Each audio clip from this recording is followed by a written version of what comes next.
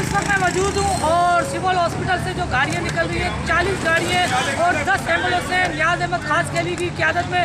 और यहाँ से ये निकलेंगे काफिला, यहाँ से कुछ ही देर में यहाँ से निकलेगा।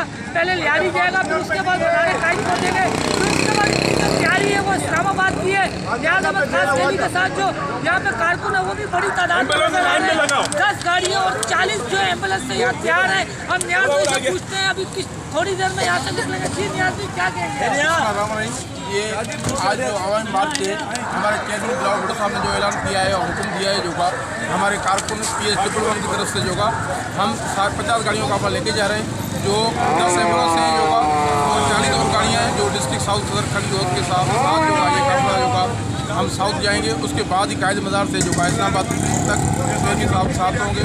और हमारे कारकुन जियाले जब तक वापस नहीं आएंगे, जब तक चेयरमैन साहब को ये दफा नहीं दे रहा है इस नायल और जायल हुकूमत के खिलाफ जो का पिछला जो अवामी मार्च हो रही है उसको आखिरी किल सब लगेगा।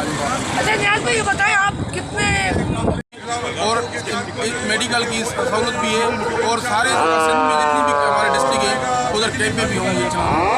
इनका यही कहना मुख्तलिफ जगहों पे कैंपें भी लगी हुई हैं और मुख्तलिफ जगहों से ये काफिला भी निकलेगा और सीधा यहाँ से जो है इस्लामाबाद तक ये जाएंगे नियाज अहमद खास कैली की क़यादत में।